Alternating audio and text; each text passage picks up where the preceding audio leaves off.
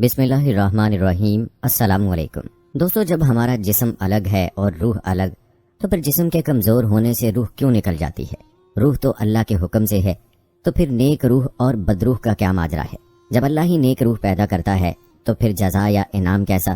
اور پھر اگر بدروح بھی اللہ تعالیٰ نے ہی تخلیق کی تو سزا کا مقصد کیا؟ آج کی اس ویڈیو میں ہم روح سے متعلق بات کریں گے، اور ویڈیو میں آپ کو یہ بھی بتائیں گے کہ عالم برزخ کیا ہے اور روحیں وہاں کیسے رہتی ہیں۔ تو دوستو، روح سے متعلق سب سے پہلے یہ بات واضح کر دوں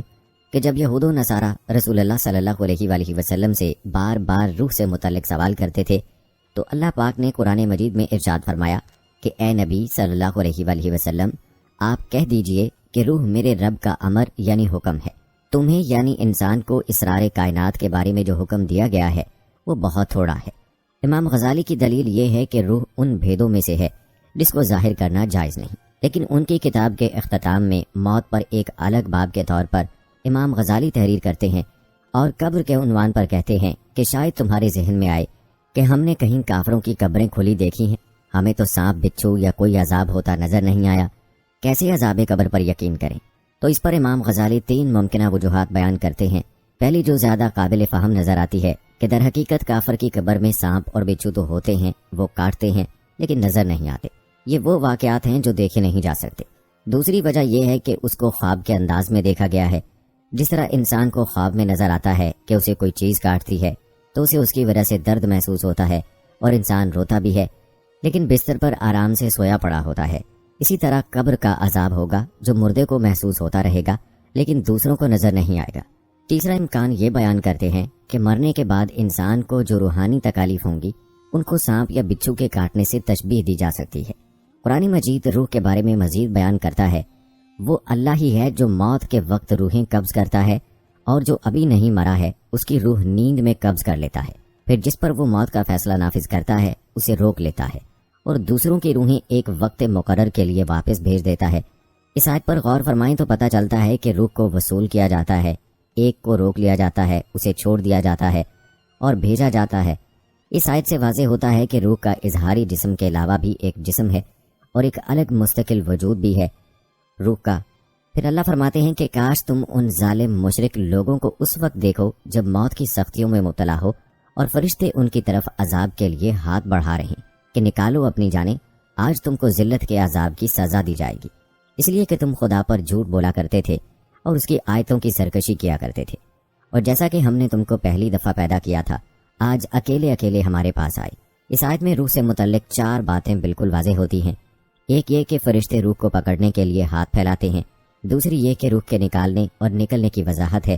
اور تیسری یہ کہ کافروں کی روح موت کے وقت عذاب میں ہوتی ہے، اور چوتھی بات یہ کہ روح اپنے رب کی طرف جاتی ہے۔ پھر ایک اور مقام پر اللہ روح کے بارے میں فرماتے ہیں، اور وہی ہے جو تمہاری روح قبض کر لیتا ہے رات کو، اور وہ جانتا ہے جو کچھ تم دن میں کر چکے ہو تاکہ میعاد پوری ہو، اور پھر اسی جانب تمہیں لوٹ کر جانا ہے، پھر تم کو بتا دے گا جو کچھ تم کر رہے ہو، اور اپنے بندوں پر اسی کا حکم غالب ہے اور وہ تم پر نگہبان بھیجتا ہے،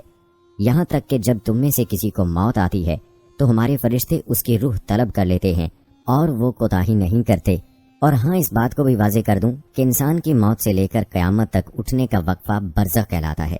یعنی اگر یہ کہا جائے کہ یہ وہ مقام ہے کہ جن میں موت کے بعد حشر تک روحیں رہتی ہیں، یعنی برزخ میں تمام انسانوں اور جنوں کو موت کے بعد رہنا ہے، اور یہ عالم برزخ ہماری دنیا سے بہت بڑا جہان ہے، یعنی برزخی زندگی دنیاوی زندگی سے بہت بڑی ہے، لیکن وہ بھی ایک دن ختم ہونی ہے۔ اللہ پاک سورہ مومنون میں فرماتے ہیں، اور ان کے آگے ایک آڑ ہے اس دن تک جس میں یہ اٹھائے جائیں گے۔ دوستو، عالم برزخ میں پہنچنے کے بعد انسان کا آخرت کی طرف سفر شروع ہو جاتا ہے۔ حضور صلی اللہ علیہ وآلہ وسلم نے اس بارے میں فرمایا، بے شک آخرت کی سب سے پہلی منزل قبر ہے، اگر قبر والے نے اس سے نجات حاصل کر لی تو بعد کا معاملہ بھی آسان ہوگا، اور اگر اس سے نجات نہ پا سکا تو بعد کا معاملہ زیادہ سخت ہے۔ بلکہ سیدہ عائشہ صدیقہ رضی اللہ تعالی عنہا کو جب یہود نے یہ عذاب قبر کے متعلق خبر دی اور ان سے کہا کہ اللہ تجھے قبر کے عذاب سے بچائے، تو حضرت عائشہ رضی اللہ تعالی عنہا نے مسلمانوں کے لیے عذاب قبر کا انکار کیا، لیکن جب نبی اکرم صلی اللہ علیہ وآلہ وسلم نے عائشہ صدیقہ رضی اللہ تعالی عنہا کو بتایا کہ قبر کا عذاب اہل اسلام کے لیے بھی ممکن ہے اور گناہوں کی وجہ سے انہیں بھی عذاب ہوگا۔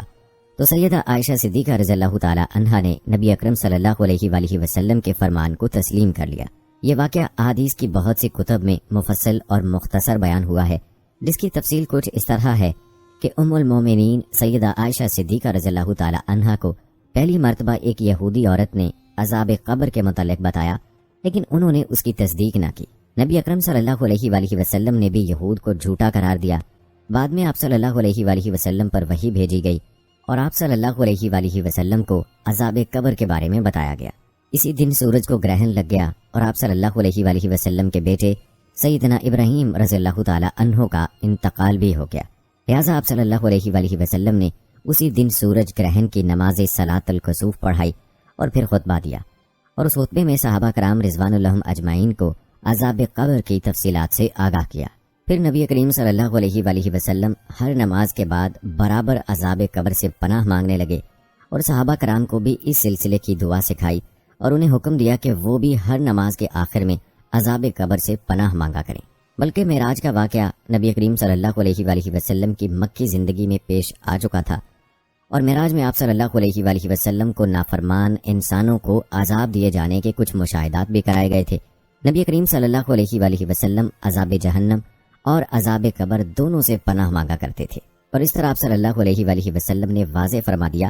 کہ عذاب جہنم اور عذاب قبر دونوں الگ الگ حقیقتیں ہیں۔ بلکہ حضور صلی اللہ علیہ وآلہ وسلم نے فرمایا کہ جب انسان کا انتقال ہو جاتا ہے تو اس پر صبح و شام اس کا ٹھکانہ پیش کیا جاتا ہے۔ اگر وہ اہل جنت میں سے ہے تو جنت والوں کا مقام، اور اگر اہل جہنم میں سے ہے تو جہنم والوں کا مقام اس کو دکھایا جاتا ہے۔ پھر کہا جاتا ہے کہ یہ تیرا ٹھکانہ ہے، یہاں تک کہ اللہ تجھ کو قیامت کے دن اٹھائے گا۔ دوستو، جب روح عالم برزخ میں پہنچتی ہے تو اس میں بھی دو مقام ہیں۔ ایک کا نام علیین ہے، جس میں نیک روحوں کو رکھا جاتا ہے، اور دوسری جگہ کا نام سجین ہے، جس میں بدکار یا کافر روحوں کو رکھا جاتا ہے۔ تمام روحیں قیامت کے دن تک یہیں پر رہیں گی، اور پھر قیامت کے دن اپنے حساب کتاب کے بعد اپنی اصل مقام یعنی جنت یا دوزخ میں داخل ہوں گی۔ روایات میں آتا ہے کہ انسان کی وفات کے بعد قبر میں روح کو پھر سے مادی جسم کے ساتھ منسلک کیا جاتا ہے، جہاں پر دو فرشتے منکر نکیر سوال و جواب کریں گے۔ اگر تو سوالات کے جوابات صحیح دیے تو پھر آسمان سے آواز آتی ہے، میرے بندے نے سچ کہا، اس کے لیے جنتی بچھونا بچھا دو، اسے جنتی لباس پہنا دو، اور اس کے لیے جنت سے دروازہ کھول دو۔ قبر میں ہی جنت کی طرف دروازہ کھول دیا جاتا ہے، وہاں اسے ہوا کے جھونکے اور خوشبو بھی آتی ہے، اور حد نظر اس کی قبر کو کشادہ کر دیا جاتا ہے۔ لیکن اگر سوالات کے جوابات صحیح نہ ہوئے تو پھر اس کے لیے قبر میں ہی جہنم کا بچھونا بچھا دیا جاتا ہے۔ جہنم کی گرمی اسے ہر وقت محسوس کروائی جاتی ہے،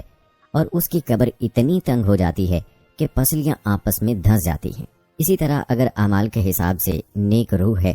تو دو خوبصورت نورانی فرشتے روح کو علیین میں چھوڑ دیتے ہیں، اور اگر اعمال برے ہوں تو دو خوفناک نوکیلے دانتوں والے فرشتے برے انسانوں کی روحوں کو سجین میں ڈال دیتے ہیں۔ سجین کیونکہ بری اور بدکار روحوں کا ٹھکانہ ہے، اسی لیے وہاں پہنچ کر بری روحوں پر عذاب آنا شروع ہو جاتا ہے، جبکہ علیین میں موجود روحوں پر کوئی پابندی عائد نہیں ہوتی، اور وہ باغ نما ایک جگہ پر ایک دوسرے کے ساتھ موجود ہوتی ہیں۔ نیک روحیں علیین میں ایک دوسرے کے ساتھ رہتی ہیں اور ایک دوسرے کو پہچانتی بھی ہیں، جبکہ سجین بدکار قید و بند میں مبتلا عذاب کا مزہ چکھتی ہیں۔ علیین میں موجود روحیں ایک دوسرے کو دیکھ کر خوش ہوتی ہیں، ایک دوسرے سے باتیں کرتی ہیں اور دنیا کے حالات کو یاد کرتی ہیں، جو وقت انہوں نے دنیا میں گزارا، اور نئی آنے والی روحوں سے اپنے پیاروں کی خبر بھی لیتی ہیں کہ میرا فلاں رشتہ دار کس حال میں ہے۔ اگر نئی آنے والی روح یہ کہے کہ تمہارا فلاں رشتہ دار تو کب کا مر چکا ہے، مگر وہ یہاں علیین میں نہیں پہنچا، تو یہ نیک روح سمجھ جاتی ہے کہ اسے سجین میں بھیج دیا گیا ہوگا۔ نیک روحیں اپنے رشتہ داروں کا انتظار علیین میں ایسے ہی کرتی ہیں جیسے کوئی گھر سے دور اپنے گھر والوں سے ملنے کا انتظار کرتا ہے۔ اس کے علاوہ علیین میں نیک لوگوں کے علاوہ انبیاء کرام، شہداء اور صدیقین کی روحیں بھی ایک دوسرے کے ساتھ مل کر باتیں کرتی ہیں۔ بلکہ روایت میں آتا ہے کہ نیک روحیں اپنے قریبی رشتہ داروں سے ملاقات کریں گی، جیسا کہ نبی پاک صلی اللہ علیہ وآلہ وسلم نے حضرت فاطمہ رضی اللہ تعالی عنہا سے فرمایا تھا کہ میرے وصال کے بعد سب سے پہلے فاطمہ تم ہی مجھ سے ملو گی، اور بالکل ایسا ہی ہوا، اور آپ صلی اللہ علیہ وآلہ وسلم کے وصال کے 4 یا 6 مہینے بعد حضرت فاطمہ رضی اللہ تعالی عنہا حضور اکرم صلی اللہ علیہ وآلہ وسلم سے جا ملی۔ دوستو یہ یاد رہے کہ عالم برزخ میں روحیں عالم محشر قائم ہونے تک رہیں گی، یعنی قیامت کے دن تک روحوں کا مقام عالم برزخ میں رہے گا، اور قیامت ہی وہ دن ہوگا جب روحوں کو جسموں میں منتقل کر کے اٹھایا جائے گا، پھر حساب کتاب کے بعد جنت یا جہنم میں ڈال دیا جائے گا، اور پھر وہی مستقل ٹھکانہ ہوگا۔ بلکہ دوستو حضرت عثمان غنی رضی اللہ تعالی عنہ جب کسی قبر کے پاس کھڑے ہوتے تو اس قدر روتے کہ داڑھی مبارک تر ہو جاتی تھی۔ سوال کیا گیا کہ آپ جنت و دوزخ کا تذکرہ کر کے نہیں روتے اور قبر کو دیکھ کر اس قدر روتے ہیں؟ تو حضرت عثمان رضی اللہ تعالی عنہ نے جواب دیا کہ رسول اللہ صلی اللہ علیہ وآلہ وسلم نے فرمایا ہے، بے شک قبر آخرت کی منزلوں میں سے پہلی منزل ہے، سو اگر اس سے نجات پائی تو اس کے بعد کی منزلیں اس سے زیادہ آسان ہیں، اور اگر نجات نہ پائی تو اس کے بعد کی منزلیں اس سے زیادہ سخت ہیں۔ حضرت عثمان رضی اللہ تعالی عنہ فرماتے ہیں کہ اللہ کے رسول صلی اللہ علیہ وآلہ وسلم نے ارشاد فرمایا، میں نے کبھی کوئی منظر قبر کے عذاب سے زیادہ سخت نہیں دیکھا۔ بلکہ حضرت ابن عباس رضی اللہ تعالی عنہ سے مروی ہے کہ حضور اکرم صلی اللہ علیہ وآلہ وسلم مدینہ یا مکہ کے کسی باغ سے گزرے، اتنے میں دو انسانوں کی آواز سنی جن کو قبر میں عذاب دیا جا رہا تھا۔ نبی کریم صلی اللہ علیہ وآلہ وسلم نے ارشاد فرمایا، ان دونوں کو عذاب ہو رہا ہے، اور کسی بڑے کام کی وجہ سے عذاب نہیں ہو رہا ہے، بلکہ ایسی معمولی باتوں پر جن سے بچ سکتے تھے۔ پھر آپ نے فرمایا، ان دونوں میں سے ایک پیشاب سے نہیں بچتا تھا اور دوسرا چغلی کرتا پھرتا تھا۔ پھر آپ صلی اللہ علیہ وآلہ وسلم نے ایک تر ٹہنی منگوائی، پھر اس کے دو ٹکڑے کیے، پھر ایک ایک ٹکڑا دونوں قبروں پر رکھ دیا۔ صحابہ نے عرض کیا، یا رسول اللہ صلی اللہ علیہ وآلہ وسلم، آپ نے ایسا کیوں کیا؟ آپ صلی اللہ علیہ وآلہ وسلم نے فرمایا، شاید ان دونوں کا عذاب ان کے سوکھنے تک ہلکا کر دیا جائے۔ بلکہ دوستو حضرت عمار بن خزیمہ رضی اللہ تعالی عنہ سے روایت ہے، وہ فرماتے ہیں، میرے والد نے خواب میں دیکھا کہ وہ رسول اللہ صلی اللہ علیہ وآلہ وسلم کی پیشانی پر سجدہ کر رہے ہیں۔ اس خواب کے بارے میں جب رسول اللہ صلی اللہ علیہ وآلہ وسلم کی خدمت میں عرض کی گئی تو رسول اللہ صلی اللہ علیہ وآلہ وسلم نے فرمایا، یعنی روحیں نیند میں ایک دوسرے سے ملاقات کرتی ہیں۔ حضرت طلحہ بن عبید رضی اللہ تعالی عنہ نے رسول اللہ صلی اللہ علیہ وآلہ وسلم کو اپنا واقعہ سنایا کہ میں آبادی سے دور اپنے مال کے سلسلے میں گیا اور رات حضرت عبداللہ بن عمر بن حرام کی قبر کے پاس گزاری تو قبر سے ایسی حسین قرات سنی کہ اس سے زیادہ حسین قرات میں نے کبھی نہیں سنی۔ تو آپ صلی اللہ علیہ وآلہ وسلم نے فرمایا، جس کی آواز میں تم نے تلاوت سنی وہ عبداللہ تھے، کیا آپ کو معلوم نہیں کہ اللہ نے ان کی روحیں قبض کر کے ان قندیلوں میں رکھی ہیں جنہیں جنت کے درمیان لٹکا دیا گیا ہے، لہٰذا جب رات ہوتی ہے ان کی روحیں ان کی طرف لوٹا دی جاتی ہیں، طلوع فجر تک روحیں شب بھر ان کے پاس رہتی ہیں، یہاں تک کہ جب فجر طلوع ہوتی ہے تو روحیں اپنے اسی مقام کی طرف لوٹا دی جاتی ہیں جہاں پہلے تھی۔ دوستو یہاں یہ بھی جانتے ہیں کہ کیا ہمارے جسم کی طرح روح بھی فانی ہے؟ مرنے کے بعد جسم کو دفن کر دیتے ہیں اور روح پرواز کر جاتی ہے، تو کیا روح ہمیشہ زندہ رہتی ہے یا وہ بھی جسم کی طرح ختم ہو جاتی ہے، یا جسم پہلے پیدا کیا گیا اور پھر اس میں روح ڈالی گئی؟ تو دوستو اسلام میں علماء کے درمیان روح کے متعلق اختلاف پایا جاتا ہے۔ قرآن پاک میں فرمایا ہے، اور میں نے اس میں اپنی روح پھونک دی۔ اس آیت کی مختلف انداز میں تشریحات کر کے انسانوں کو گمراہ کیا جاتا ہے، کیونکہ اللہ نے کہا ہے کہ میں نے آدم میں اپنی روح پھونک دی، اور روح اللہ کا حصہ ہے تو وہ نعوذ باللہ ہمیشہ قائم رہے گی۔ جب اللہ تعالیٰ کسی چیز کو خود سے وابستہ کرتا ہے، جیسے اللہ کی وہ اونٹنی، تو یہ محض اس کی اہمیت کو بیان کرتا ہے۔ یہ اللہ کا گھر ہے اور یہ سب کچھ اللہ کا ہے، لیکن یہ گھر یا اونٹنی زیادہ افضل ہے۔ اسی طرح جب اللہ فرماتے ہیں، اور اس عورت کا معاملہ جس نے اپنی عصمت کی حفاظت کی تھی، یعنی حضرت مریم علیہ السلام، بس ہم نے اس میں اپنی روح پھونک دی۔ ایک اور جگہ بیان کیا جاتا ہے کہ اللہ نے حضرت مریم علیہ السلام کی جانب ایک فرشتہ بھیجا جس نے ان میں روح پھونکی اور جس سے ان کو حمل ٹھہرا۔ اس بات سے خاص فرق نہیں پڑتا کہ اللہ نے روح پھونکی یا فرشتے نے پھونکی، اس کا مقصد یہ تھا کہ روح ایک الگ چیز ہے۔ سوال یہ پیدا ہوتا ہے کہ اگر مریم علیہ السلام میں اگر فرشتے نے روح پھونکی ہے تو باقی لوگوں میں بھی فرشتے نے روح پھونکی ہے، تو حضرت مریم علیہ السلام کی خصوصیت کیا تھی اور حضرت عیسیٰ علیہ السلام کو روح اللہ کیوں کہا جاتا ہے؟ حضرت آدم علیہ السلام میں بھی روح پھونکی گئی تھی، تو ان کی خصوصیات الگ کیسے ہیں؟ کیا یہ ساری ناقابل فہم باتیں ہیں؟ ہرگز نہیں۔ دوستو حضرت عیسیٰ علیہ السلام کو روح اللہ اس لیے کہا جاتا ہے کیونکہ ان کی روح خاص تھی، اور حضرت مریم علیہ السلام کے حمل میں جو روح ڈالی گئی تھی اسی سے حضرت عیسیٰ علیہ السلام کی پیدائش ہوئی تھی۔ حضرت عیسیٰ علیہ السلام کو جسم کے لیے والد کی ضرورت نہیں پڑی، جبکہ حضرت آدم علیہ السلام کی خاص بات یہ تھی کہ ان کو باقی انسانوں کی طرح ماں باپ کے ملاپ سے پیدا نہیں کیا گیا، اور نہ ہی حضرت عیسیٰ علیہ السلام کی طرح صرف ماں سے پیدا کیا گیا، اور نہ ہی آپ میں اس فرشتے نے روح پھونکی جو ہم سب کے جسموں میں روح پھونکتا ہے۔ باقی یہ سوال کہ روح پہلے پیدا ہوئی یا جسم، اس کے بارے میں بعض علماء کہتے ہیں کہ پہلے جسم پیدا ہوا اور پھر روح، لیکن کچھ کہتے ہیں کہ پہلے روح پیدا ہوئی اور پھر جسم پیدا کیا گیا، اور وہ یہ بات اس آیت کے حوالے سے کرتے ہیں، اور ہم نے تم کو پیدا کیا، پھر تمہاری شکل بنائی، پھر ہم نے فرشتوں سے کہا کہ آدم کو سجدہ کرو تو سب نے سجدہ کیا لیکن ابلیس نے نہ کیا۔ اس آیت کی تشریح میں کہا جاتا ہے کہ پہلے جسم بنایا گیا، پھر شکل اور پھر روح۔ جس کی تخلیق پہلے ہو چکی تھی اس کو جسم میں پھونکا گیا۔ تخلیق آدم کی تفسیر جو قرآن مجید سے بیان ہوتی ہے کہ اللہ تعالیٰ جب اپنی پسندیدہ اشیاء کی تخلیق سے فارغ ہوئے اور عرش پر جلوہ افروز ہوئے تو ابلیس کو دنیا میں آسمان پر بادشاہ بنایا، اور اس سے پہلے ابلیس ان فرشتوں کی نگرانی کرتا تھا جن کو جن کہا جاتا ہے۔ جب ابلیس نے یہ دیکھا تو اس کے دل میں یہ بات آئی کہ یہ مرتبہ اللہ تعالیٰ نے اسے کسی خصوصیت کی بنیاد پر دیا ہوگا، اور جیسے ہی اس کے دل میں یہ تکبر آیا تو اللہ تعالیٰ کو اس کا علم ہو گیا، اور اللہ تعالیٰ نے فرمایا بے شک میں زمین میں خلیفہ بنانے والا ہوں۔ فرشتوں نے پوچھا کہ خلیفہ کا کیا کام ہوگا اور وہ زمین پر کیا کرے گا؟ اللہ تعالیٰ نے فرمایا کہ میرے خلیفہ کی اولاد ہوگی اور وہ زمین پر فساد کرے گی۔ تو فرشتوں نے کہا کیا تو نائب بناتا ہے ایسے شخص کو جو اس میں فساد پھیلائے اور خون بہائے؟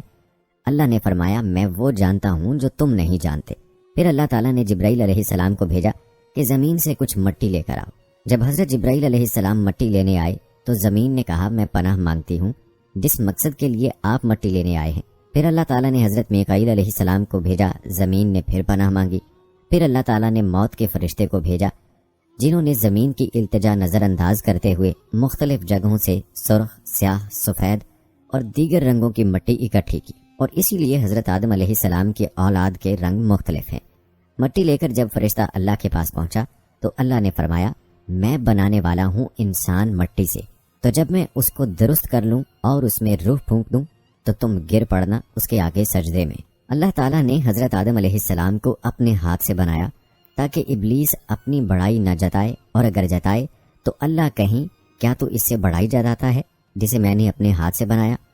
پھر اللہ تعالیٰ نے اس مٹی سے انسان بنا دیا جو 40 سالوں تک ایسے ہی خاکی صورت میں پڑا رہا۔ فرشتے جب اس خاکی مجسمے کے پاس سے گزرتے تو گھبرا جاتے، اور ابلیس جب اس خاکی مجسمے کو ٹھوکریں مارتا تو اس میں سے عجیب آوازیں آتی۔ یہ بات قرآن میں اس طرح بیان ہے، پیدا کیا انسان کو بجتی ہوئی مٹی سے جو ٹھیکری جیسی تھی،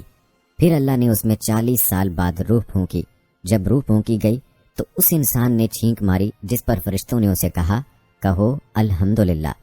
پہلے انسان نے جب اپنے پہلے الفاظ کہے الحمدللہ تو اللہ نے فرمایا تیرا رب تجھ پر رحم کرے۔ جب روح پیٹ میں گئی تو اسے کھانے کی پڑی، اور روح کے پاؤں میں پہنچنے سے پہلے حضرت آدم علیہ السلام جنت کے پھلوں کی طرف تیزی سے بھاگے۔ اس مرحلے میں اللہ کا ارشاد ہے کہ بنا ہے انسان جلدی کے لیے۔ حضرت آدم علیہ السلام کی تخلیق کے واقعے سے پتہ چلتا ہے کہ پہلے جسم بنا اور پھر روح بنائی گئی، کیونکہ اگر روح پہلے سے بنی ہوتی تو فرشتوں کو جسم بننے پر حیرت نہ ہوتی، کیونکہ انہیں پتا ہوتا کہ نئی مخلوق کی تخلیق ہونے والی ہے جس کی روح یہاں رکھی گئی ہے۔ اسی لیے جمود علماء کا عقیدہ ہے کہ روح جسم بننے کے بعد بنائی گئی۔ اب سوال یہ ہے کیا روح کو بھی موت آئے گی؟ اس میں علماء کا کہنا ہے کہ روح کو بھی موت آئے گی، اسی لیے کہا گیا ہے کہ ہر شے فنا ہونے والی ہے سوائے اس ذات کے۔ علماء کا دوسرا گروہ کہتا ہے کہ روح پر موت نہیں آئے گی، کیونکہ اگر ایسا ہوتا تو روح کے جنت یا جہنم میں جانے کی وضاحت کیسے ہوگی؟ اگر جسم اور روح دونوں ختم ہو جائیں تو جنت اور جہنم میں کون جائے گا؟ پھر ایک آیت یہ ہے اے محمد صلی اللہ علیہ وآلہ وسلم، جو اللہ کی راہ میں مارے گئے ان کو مردہ خیال نہ کرنا، بلکہ وہ اپنے رب کے پاس زندہ ہیں، ان کو روزی ملتی ہے۔ اللہ نے جو ان کو اپنے فضل سے عنایت کیا ہے اس پر بڑے مگن ہیں، اور جو ان کے پیچھے سے ان کی طرف سے خوشیاں مناتے ہیں وہ ابھی بھی ان میں شامل نہیں ہوئے۔ یہ آیت شہیدوں کے بارے میں جس کے مطابق ان کو رزق مل رہا ہے، تو یہ رزق روحوں کو ہی مل رہا ہے، کیونکہ جسم کو تو موت آ چکی ہے۔ اسی طرح حدیث میں فرمایا گیا کہ انبیاء کے جسم کو زمین نہیں کھاتی۔ حضرت مسروق رضی اللہ تعالی عنہ سے روایت ہے کہ ہم نے عبداللہ بن مسعود رضی اللہ تعالی عنہ سے اس آیت کا مطلب پوچھا، جس کا ترجمہ ہے جو لوگ اللہ کی راہ میں مارے گئے انہیں مردہ نہ سمجھو، بلکہ وہ زندہ ہیں اور اپنے رب کے ہاں رزق دیے جاتے ہیں۔ دوستو یہ سورہ آل عمران کے آیت نمبر 169 ہے۔ تو اس کا مطلب حضرت عبداللہ بن ابن مسعود رضی اللہ تعالی عنہ نے بتایا کہ ہم نے اس آیت کا مطلب رسول اللہ صلی اللہ علیہ وآلہ وسلم سے پوچھا تو آپ صلی اللہ علیہ وآلہ وسلم نے فرمایا شہیدوں کی روحیں سبز پرندوں کی شکل میں ایسی قندیلوں میں رہتی ہیں جو عرش الہی سے لٹکی ہوئی ہیں، جب چاہتی ہیں جنت میں سیر کے لیے چلی جاتی ہیں، پھر ان قندیلوں میں واپس آ جاتی ہیں۔ ایک بار ان کے رب نے ان کی طرف توجہ فرمائی اور پوچھا تمہاری کیا خواہش ہے؟ شہداء کی ارواح نے جواب دیا ہم جہاں چاہیں جنت کی سیر کرتی ہیں، ہمیں اور کیا چاہیے؟ اللہ تعالیٰ نے 3 مرتبہ ان سے یہی سوال دریافت فرمایا۔ پھر جب شہداء کی ارواح نے دیکھا کہ جواب دیے بغیر چھٹکارا نہیں، تب انہوں نے جواب دیا اے ہمارے رب، ہم چاہتی ہیں کہ ہماری ارواح کو ہمارے اجسام میں لوٹا دے، یہاں تک کہ ہم تیری راہ میں دوبارہ قتل ہوں۔ جب اللہ تعالیٰ نے دیکھا کہ ان کی کوئی خواہش نہیں تو انہیں یوں ہی چھوڑ دیا۔ اسے مسلم نے روایت کیا ہے۔ حضرت عبد الرحمن بن کعب انصاری رضی اللہ تعالی عنہ سے روایت ہے کہ ان کے باپ رسول اللہ صلی اللہ علیہ وآلہ وسلم کی حدیث بیان کرتے تھے کہ آپ صلی اللہ علیہ وآلہ وسلم نے ارشاد فرمایا مومن کی روح مرنے کے بعد جنت کے درختوں پر اڑتی پھرتی ہے، یہاں تک کہ جس روز مردے اٹھائے جائیں گے اس روز وہ روح اپنے جسم میں لوٹا دی جائے گی۔ اسے ابن ماجہ نے روایت کیا ہے۔ حضرت عبداللہ بن عباس رضی اللہ تعالی عنہ کہتے ہیں رسول اللہ صلی اللہ علیہ وآلہ وسلم نے فرمایا بعض شہداء جنت کے دروازے پر بہنے والی خوبصورت نہر کے سبز گنبدوں میں ہیں جہاں انہیں صبح و شام ان کا رزق دیا جاتا ہے۔ اسے احمد طبرانی اور حاکم نے روایت کیا ہے۔ دوستو حضرت ابن قیم رحمۃ اللہ علیہ کے سامنے قبر میں عذاب اور ثواب کے متعلق اعتراضات پیش کیے گئے کہ قبر میں عذاب اور ثواب کا انکار کرنے والے ملحد اور زندیق یعنی بے دین کو ہم کیا جواب دیں، جو کہتے ہیں کہ قبر دوزخ کے گڑھوں میں سے گڑھا یا جنت کے باغوں میں سے باغ کیسے ہو سکتا ہے؟ قبر کا نیک کے لیے کشادہ اور گناہ گار کے لیے تنگ ہونا بیان کیا گیا ہے۔ تو قبر کیونکہ کشادہ اور تنگ ہو سکتی ہے جبکہ میت نہ اس میں بیٹھ سکتی ہے اور نہ کھڑی ہو سکتی ہے، وہ کہتے ہیں کہ ہم قبر کھودتے ہیں تو اس میں نہ تو وہ اندھے اور گونگے فرشتے دیکھتے ہیں جو مردوں کو لوہے کے گرز اور ہتھوڑوں سے مارتے ہیں، اور نہ قبر میں سانپ اور اژدہے دیکھتے ہیں، اور نہ ہم بھڑکتی ہوئی آگ محسوس کرتے ہیں۔ اور اگر میت کے احوال میں سے کوئی حال قبر کھود کر معلوم کریں تو ہم میت کو بدستور اسی حالت پر پاتے ہیں، اور اگر ہم میت کی آنکھ پر پارا اور اس کے سینے پر رائی کا دانہ رکھیں تو ہم اسے بھی بدستور اسی طرح پاتے ہیں۔ اور پھر مردہ پر تا حد نگاہ قبر کس طرح کشادہ یا تنگ ہو سکتی ہے؟ حالانکہ ہم قبر کو اسی طرح دیکھتے ہیں اور قبر کی کشادگی کو بھی اسی حد پر پاتے ہیں جس حد یعنی مقدار پر ہم نے قبر کو کھودا تھا، نہ زیادہ ہوتی ہے اور نہ تنگ ہوتی ہے۔ اور پھر قبر کی لحد میں تنگی کس طرح ممکن ہو سکتی ہے؟ اور فرشتے اور وہ صورت جو مردے کے ساتھ انسیت رکھے یا مردے کو ڈرائیں وہ قبر میں کس طرح سما سکتے ہیں جبکہ لحد چھوٹی سی ہے؟ وہ کہتے ہیں کہ ہر وہ بات جو عقل و مشاہدے کے خلاف ہو وہ کہنے والے کی یقیناً غلطی ہے۔ وہ کہتے ہیں کہ مصلوب یعنی جسے پھانسی دی گئی ہو ہم اسے ایک طویل مدت تک لکڑی یعنی پھانسی گھاٹ پر لٹکتا ہوا دیکھتے ہیں، وہاں پر نہ اس سے منکر نکیر کا سوال ہوتا ہے، نہ وہ حرکت کرتا ہے، اور نہ اس کے جسم پر دہکتی ہوئی آگ دیکھی جاتی ہے۔ اور پھر جسے درندوں نے پھاڑ کھایا ہو اور پرندوں نے نوچ لیا ہو اور اس کے ٹکڑے درندوں اور سانپوں کے پیٹوں اور پرندوں کے پوٹوں اور ہوا یعنی فضا کے طبقوں میں اوپر نیچے الگ الگ ہو جاتے ہیں، تو اس کے ٹکڑوں سے الگ الگ ہونے کے باوجود کس طرح سوال و جواب ہونا ممکن ہو سکتا ہے؟ اور جس کے جسم کے ٹکڑوں کی یہ حالت ہو جائے اس کے ساتھ 2 فرشتے یعنی منکر نکیر کا سوال و جواب کرنا کس طرح ممکن ہے؟ اور ایسے شخص پر اس کی قبر جنت کے باغوں میں سے باغ یا دوزخ کے گڑھوں میں سے گڑھا ہونا کس طرح ممکن ہو سکتا ہے؟ اور کس طرح قبر اس پر تنگ ہو سکتی ہے یہاں تک کہ مردے کی پسلیاں قبر کے ملنے سے ادھر کی ادھر ہو جائیں؟ تو دوستو ان تمام باتوں کا جواب واضح کرتے ہیں، بلکہ ہم پہلے چند باتیں تمہید کے طور پر ذکر کرتے ہیں جن سے جوابات واضح ہو جائیں گے۔ نمبر 1،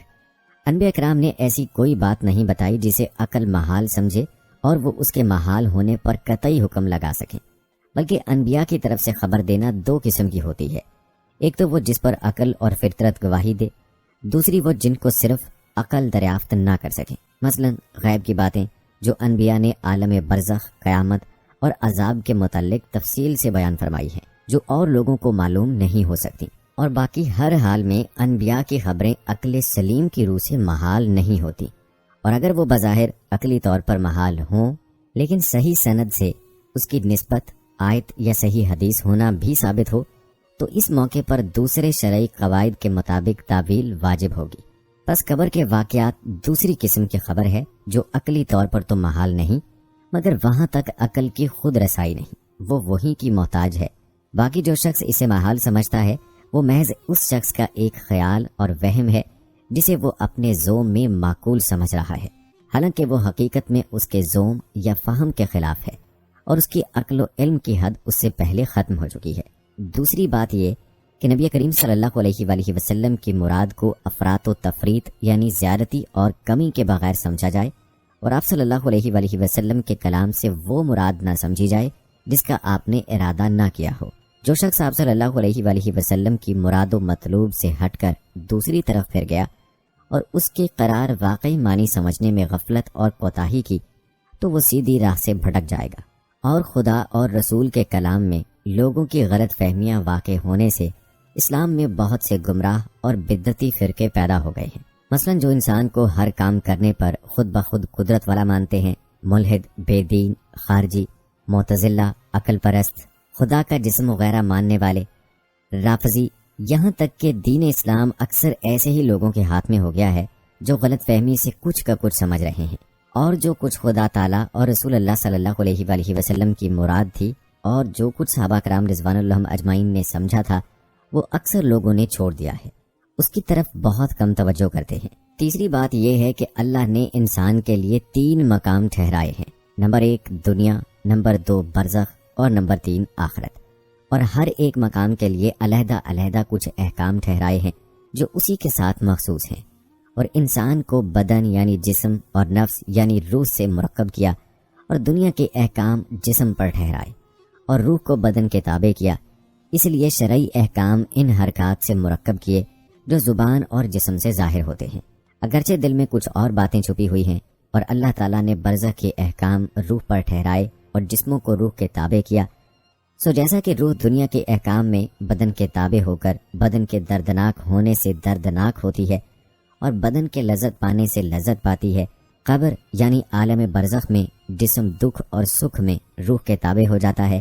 اور روح دکھ اور سکھ کو سہتی ہے تو بدن بھی اس دکھ سکھ کے تابع ہو جاتا ہے، اور اس جگہ دنیا میں بدن ظاہر ہے اور روح پوشیدہ، اور عالم قبر یعنی عالم برزخ میں روح غالب و ظاہر ہوگی اور بدن پوشیدہ، اور برزخ کے احکام روح پر جاری ہوں گے، یعنی دکھ سکھ روح کو جب پہنچے گا تو وہ حال اس صاحب روح کے جسم میں بھی سرائیت کرے گا۔ جیسا کہ دنیا میں جسم کو کچھ راحت یا دکھ پہنچے تو اس کا اثر روح میں بھی سرائیت کر جاتا ہے، تو ان واقعات کا ظاہری جسم پر ظاہر ہونا ضروری نہیں، وہ سب احکام روحانی ہیں جن کو روح معلوم کرتی ہے، اور وہ سب واقعات بھی اس عالم برزخ کے ہیں، بس ان کا محسوس ہونا بھی ضروری نہیں بلکہ عادتاً ممکن بھی نہیں، الا ماشاء اللہ۔ اللہ تعالیٰ نے اپنی رحمت و لطف و احسان سے اس بات کا نمونہ دنیا میں بھی سونے والے کے حال سے ظاہر فرمایا ہے، کیونکہ خواب یا نیند میں جو دکھ اور سکھ سونے والے کو پہنچتا ہے وہ اس کی روح پر جاری ہوتا ہے، اور اس میں بدن روح کے تابع ہوتا ہے۔ ایسا ہی عالم برزخ میں بھی جسم اور روح کے لیے دکھ اور سکھ کے طریقے جاری ہیں، بلکہ اس خواب یا نیند سے بھی بڑھ کر ہوگا، کیونکہ اس عالم برزخ میں روح کا جسم سے الگ ہونا اس سے کہیں زیادہ ہے جتنا نیند میں تھا، اور روح کا تعلق بدن سے اگرچہ عام حالات میں ظاہر نہیں لیکن ایک غیر معلوم درجے پر یہ بھی رہتا ہے، بدن سے اس کا بالکل انقطاع اور جدائی نہیں ہوتی، جیسے سونے میں روح کا تعلق جسم سے بالکل جدا ہو جائے یہ نہیں ہوتا، بلکہ پاؤں کو چھونے سے بھی احساس ہوتا ہے۔ اب رہا تیسرا مقام یعنی آخرت، سو جب جسم زندہ کیے جائیں گے اور لوگ قبروں سے اٹھیں گے تو اس دن سکھ اور دکھ کا حکم روح اور جسم دونوں پر غالب اور ظاہر ہوگا۔ ان تمام باتوں سے پتہ چل گیا ہوگا کہ رسول اللہ صلی اللہ علیہ وآلہ وسلم نے قبر کے عذاب، دکھ سکھ، ثواب اور عذاب، تنگی اور کشادگی، یا دوزخ کا گڑھا ہونے یا جنت کا باغ ہونے کی جو کچھ خبر دی ہے وہ عقل کے مطابق ہے، عقل کے خلاف نہیں۔ روح پر ان کا بڑا اثر ہوتا ہے، اور اس کے واسطے سے جسم پر بھی اگرچہ دوسروں کو جسم پر ظاہر نہ ہونے کی وجہ سے محسوس نہ ہو، جیسے نیند میں دکھ سکھ پہلے روح پھر جسم کو ہوگا، مگر دوسروں کو محسوس نہیں ہوتا۔ فرق یا تو عارضی اور مستقل ہونے کے اعتبار سے ہے یا کمی اور بیشی کے اعتبار سے، اور اس میں کوئی شک و شبہ نہیں کہ اگر کسی کو یہ بات سمجھنی مشکل ہو تو اس کی غلط فہمی یا کم علمی اس کا سبب ہے۔ روح کو جسم سے آلودہ ہونے کی وجہ سے کامل صفائی حاصل نہیں، اسی لیے ایسی باتوں کی طرف نظر نہیں جا سکتی۔ اگر آلودگی کم کر لی جائے تو کامل صفائی ہو کر علم کشفی بن جاتا ہے اور یہ چیزیں آنکھوں سے نظر آنے لگتی ہیں۔ انسان کو قبر میں عذاب اور ثواب ملنے کا ایک نمونہ سمجھ لیجئے۔ اس سے عجیب تر بات یہ ہے کہ دو شخص ایک ہی بستر پر سوئے ہوئے ہوں اور ایک کی روح کو سکھ چین ہوگا اور جب جاگے تو سکھ، راحت اور آرام کے آثار اس کے بدن پر ظاہر ہوں گے، اور دوسرے کی روح کو دکھ ہوتا ہے۔ جب جاگتا ہے تو دکھ اور عذاب کا اثر اس کے بدن پر ہوتا ہے۔ ان دونوں میں سے کسی ایک کو دوسرے کے حال کی اطلاع نہیں ہوتی۔ اسی پر عالم برزخ کے عذاب و ثواب کا استدلال کر لو کہ جیسے یہاں روح پر سردرد، غم اور پھر جسم پر اثر کا ایک دوسرے کو احساس نہیں ہوتا جب تک وہ خود نہ بتا دے، ایسے ہی وہاں روح کا اور اس کے واسطے سے جسم کا اثر دوسروں کو محسوس نہیں ہوتا۔ اور دلائل سے یہی ثابت ہے کہ اسلامی اصول کی روح سے جسم کی رفاقت روح کے ساتھ دائمی ہے، اگرچہ موت کے بعد یہ فانی جسم روح سے الگ ہو جاتا ہے، مگر عالم برزخ میں مستعار طور پر روح کو کسی قدر اپنے اعمال کا مزہ چکھنے کے لیے ایک جسم ملتا ہے، اور وہ جسم اس دنیاوی جسم کی قسم سے نہیں ہوتا، بلکہ ایک نور سے، باریک تاریکی سے جیسی اعمال کی صورت ہو تو وہ جسم تیار ہوتا ہے کہ اگر عمل اچھے ہوں تو تاریکی بہت کم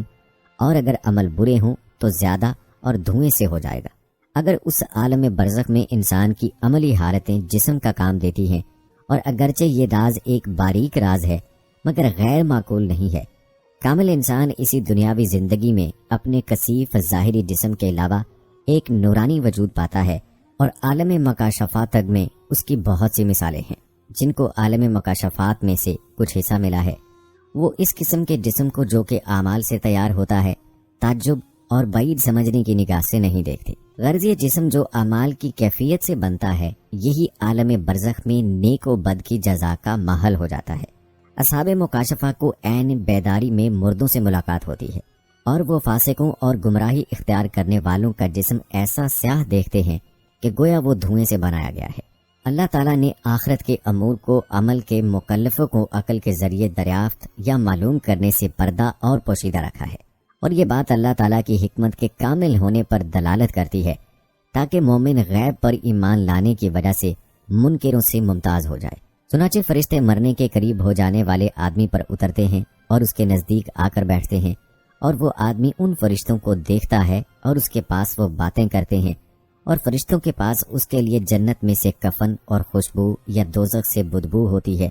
اور وہ حاضرین کے سلام اور دعا پر آمین کہتے ہیں، اور بسا اوقات قریب الموت آدمی کو سلام کرتے ہیں اور وہ ان کے سلام کا جواب کبھی لفظ سے، کبھی اشارے سے اور کبھی دل سے دیتا ہے،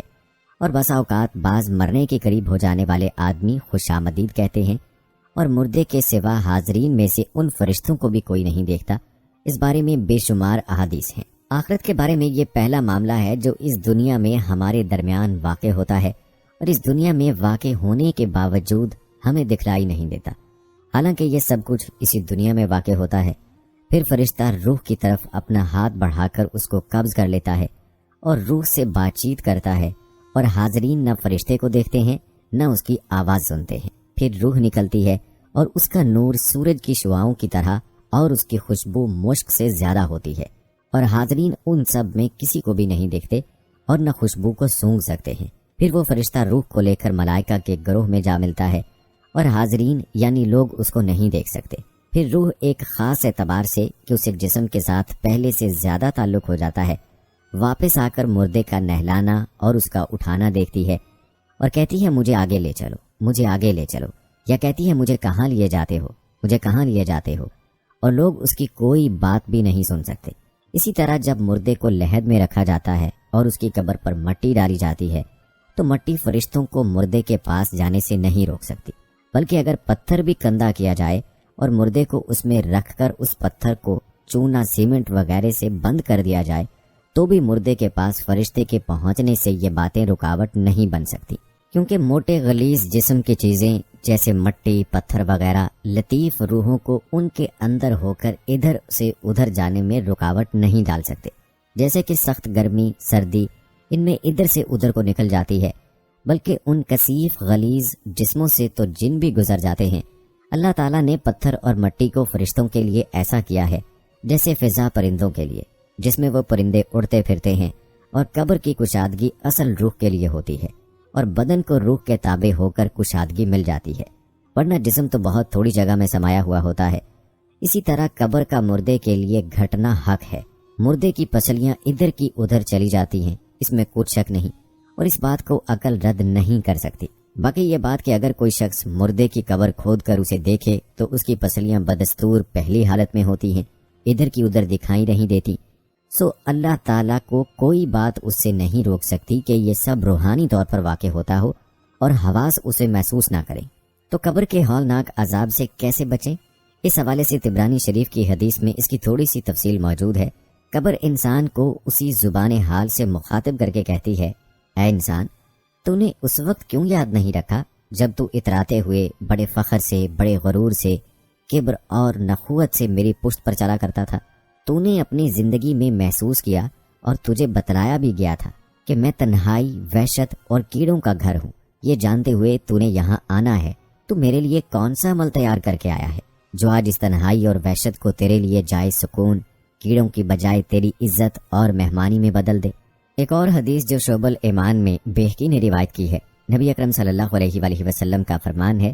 کہ انسان کی قبر اس کو ہر روز آواز دیتی ہے، زبان حال سے اس کو پکارتی ہے، دیکھنے والوں، میں تنہائی، وحشت اور کیڑوں مکوڑوں کا گھر ہوں، مجھے صرف زمین میں کھودا ہوا ایک گڑھا نہ سمجھا کرو،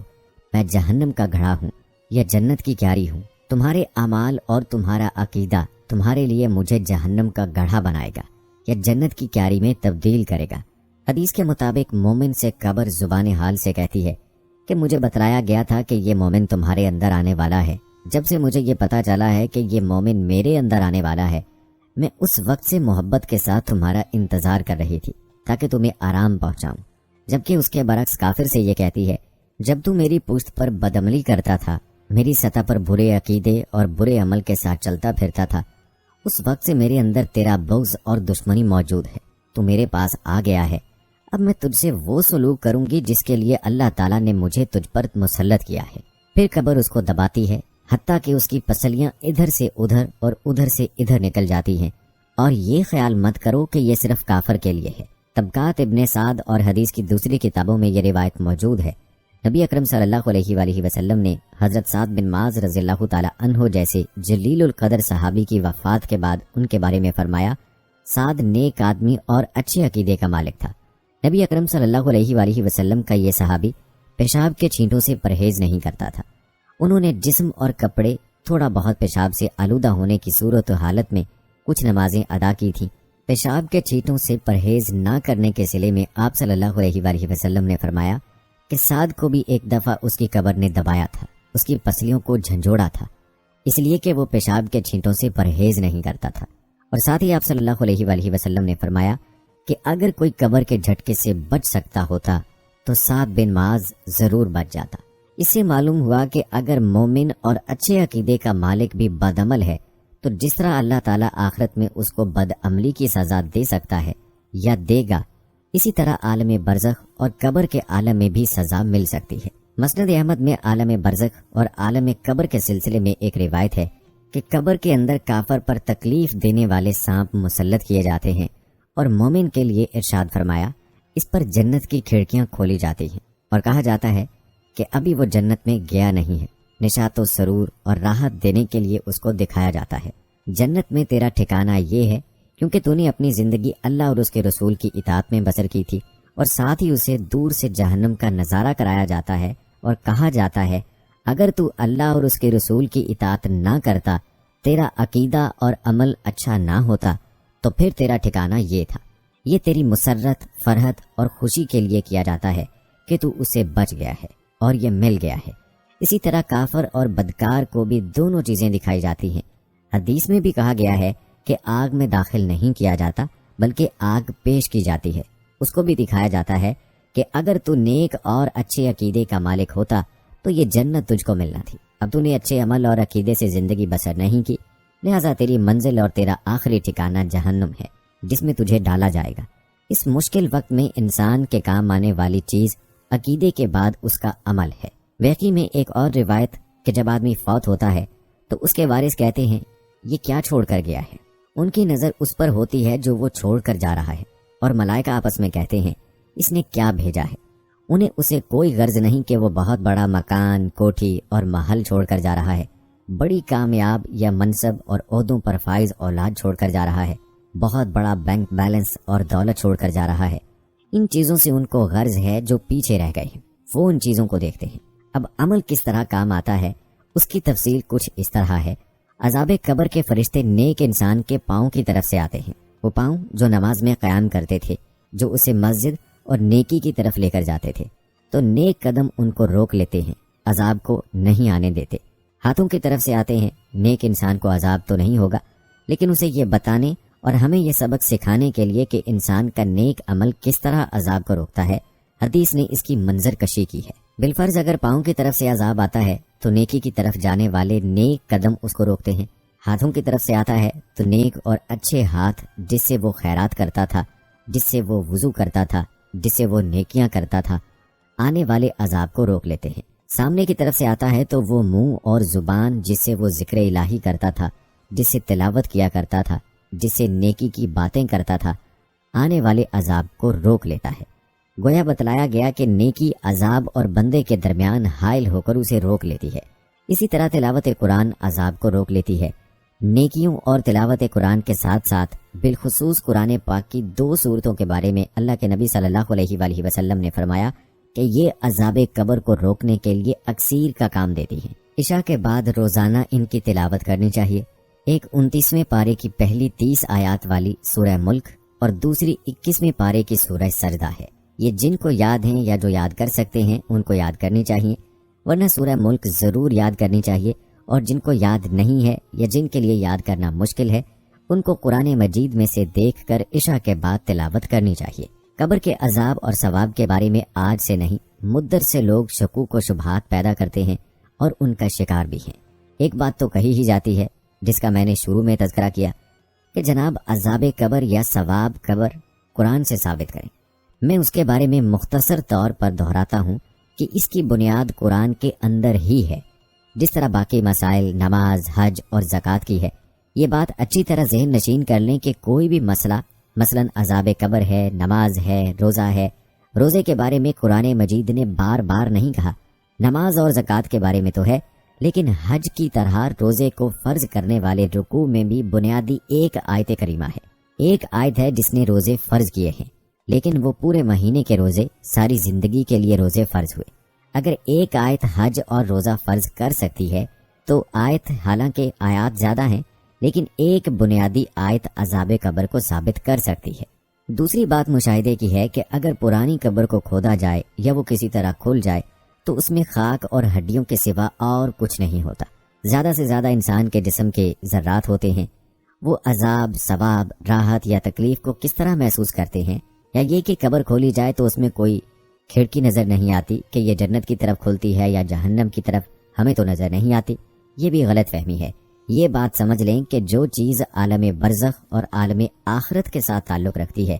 اللہ تعالیٰ کی مشیت اور اس کا فیصلہ یہ ہے کہ انسان اس دنیا میں ان کو آنکھوں سے نہیں دیکھ سکتا۔ اسی کی ایک بڑی موٹی سی مثال ہے۔ جبرائیل علیہ السلام نبی کریم صلی اللہ علیہ وآلہ وسلم کے پاس جو الگ آتے تھے وہ تو آتے تھے، لیکن کئی دفعہ صحابہ کی موجودگی میں وحی لے کر آئے۔ صحابہ کرام نے اس کے کچھ اثرات تو محسوس کیے کہ آپ صلی اللہ علیہ وآلہ وسلم کی پیشانی عرق آلود ہو گئی، آپ نے بوجھ محسوس کیا۔ صحابہ نے جبرائیل علیہ السلام کو دیکھا نہیں، لیکن نبی علیہ السلام دیکھ رہے ہوتے تھے اور صحابہ نہیں دیکھ رہے ہوتے تھے۔ ایسے کئی مواقع ہیں۔ پہلا واقعہ مشہور، مستند اور صحیح واقعہ ہے کہ ایک دفعہ نبی کریم صلی اللہ علیہ وآلہ وسلم نماز پڑھ رہے تھے۔ آپ صلی اللہ علیہ وآلہ وسلم نماز کے دوران آگے بڑھے اور پھر پیچھے ہٹے۔ نماز کے بعد پوچھا گیا، یا رسول اللہ صلی اللہ علیہ وآلہ وسلم، ہم نے پہلی مرتبہ دیکھا ہے کہ آپ نماز ادا کرتے کرتے آگے بڑھے جیسے کوئی چیز پکڑنے لگے ہیں، پھر پیچھے ہٹے ہیں، یہ کیا بات ہے؟ تو آپ صلی اللہ علیہ وآلہ وسلم نے فرمایا، نماز میں جنت کا ایک منظر میرے سامنے آیا، جنت کے انگوروں کے لٹکتے ہوئے خوشے میرے سامنے پیش کیے گئے۔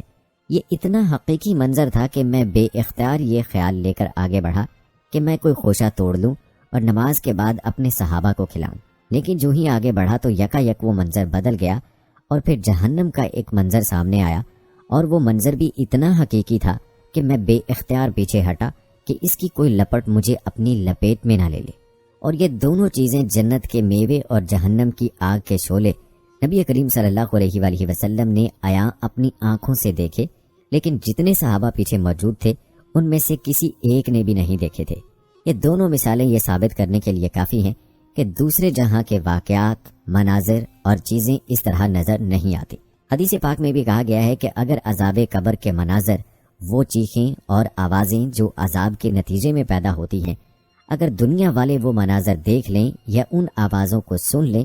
تو وہ خوف اور دہشت کے مارے اپنے مردوں کو دفنانا چھوڑ دیں۔ اس لیے وہ مناظر نہ دکھائے جاتے ہیں نہ سنائے جاتے ہیں۔ جس طرح ہم جہنم نہیں دیکھ رہے،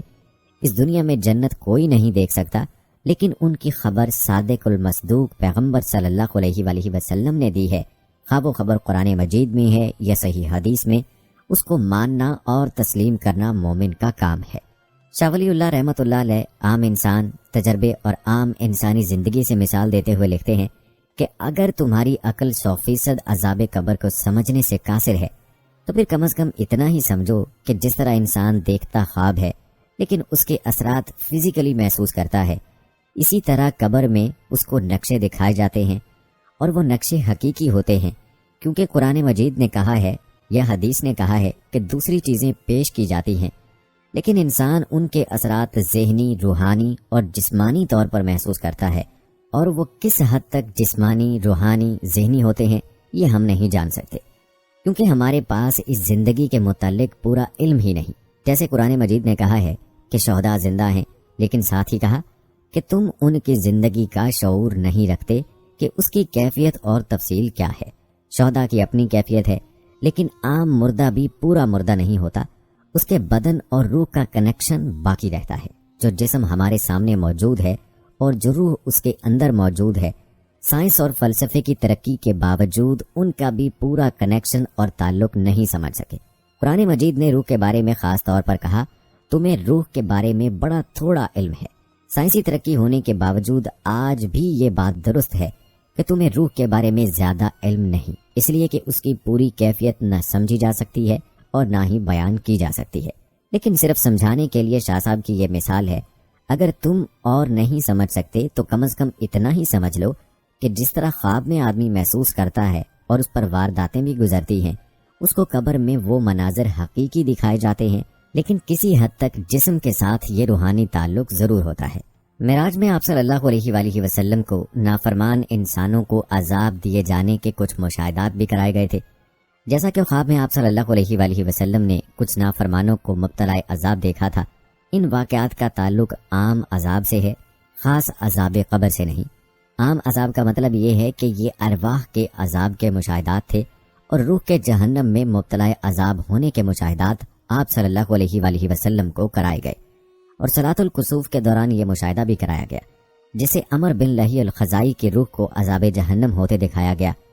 اور یہ احادیث بتا رہی ہیں کہ عذاب قبر ایک بالکل الگ شے ہے، جیسا کہ ان احادیث کے مطالعے سے یہ حقیقت علم نشرح ہوتی ہے۔ معلوم ہوا کہ عذاب قبر اور عذاب جہنم دونوں الگ الگ حقیقتیں ہیں جن پر ایمان رکھنا ضروری ہے۔ نبی کریم صلی اللہ علیہ وآلہ وسلم عذاب جہنم اور عذاب قبر دونوں سے پناہ مانگا کرتے تھے، اور اس طرح آپ نے واضح فرما دیا کہ عذاب جہنم اور عذاب قبر دونوں الگ الگ حقیقتیں ہیں۔ اللہ تعالی ہمیں اپنے عقائد کو قرآن و سنت کے مطابق ڈھالنے کی توفیق عطا فرمائے، اور اللہ پاک ہمیں دنیا میں صحت و تندرستی والی زندگی عطا فرمائے، اور جب ہم فوت ہوں تو مرنے کے بعد ہماری قبر کو جنت کا باغ بنا دے، اور عالم برزخ میں ہمارا ٹھکانہ نیک روحوں کے ساتھ علیین میں بنا دے۔ آمین یا رب العالمین۔ دوستو کمنٹ باکس میں آمین لکھ کر آپ بھی ہماری دعا کا حصہ بن جائیے۔ یہ تھی ہماری آج کی ویڈیو، امید کرتے ہیں کہ آپ کو پسند آئی ہوگی۔ آج کی ویڈیو کے متعلق اپنی رائے کا اظہار کمنٹ باکس میں لازمی کیجیے گا۔ اگر آپ نے ابھی تک ہمارا چینل سبسکرائب نہیں کیا ہے تو ابھی سبسکرائب کر لیں۔ مجھے اگلی ویڈیو تک اجازت دیں۔ فی امان اللہ۔